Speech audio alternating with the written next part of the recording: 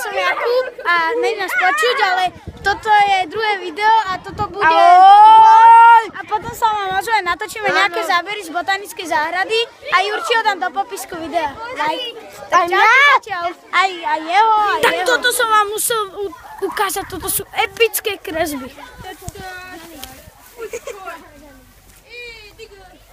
No není to epické? Hej, ukáž ma. Že je to železo epické, tento obrázok je epický. Epický. A ja som epický. Že? Mike, daj mi môj kanál do popisku, ty kár. Jasné.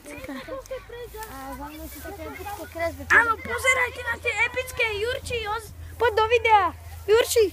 Hej, natoč sa takto. Čau. Čaute. Pozerajte, vidíte?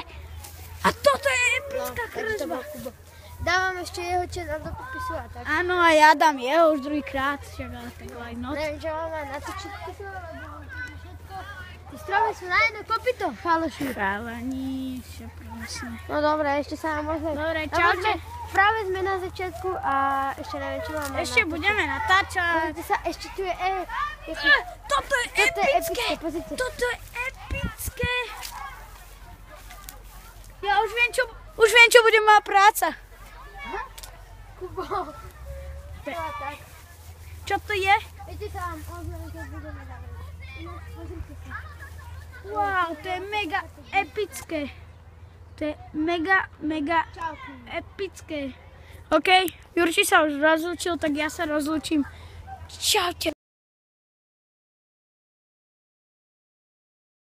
Trošku sa mi to pokazilo, tak trošku druhý koniec.